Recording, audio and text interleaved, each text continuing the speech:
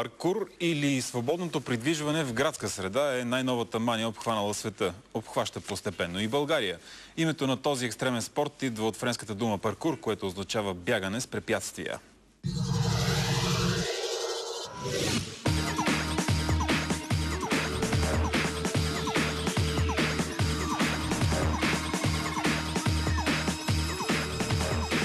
Трудно е да се обясни какво точно е паркур, защото всеки, който го практикува, има собствено мнение по въпроса, но това, което обединява всички, е, че го смятат за изкуство.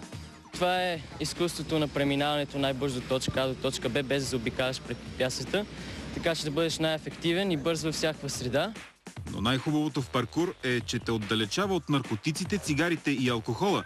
И ако попаднеш в новините, то това ще е заради това, което можеш, а не защото си набил някого.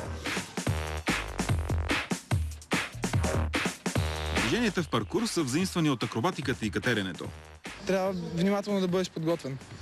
Да си сигурен в това, което ще направиш. Ако сте начинаещ в паркур, е важно да бъдете добре трениран, защото това може да бъде опасно за вашето здраве, а в някои случаи може да доведе и до смърт. Ако действаш с премерен риск, риска да паднеш или да се прибиеш или нещо такова е точно колкото да те бъсне самолет на улицата.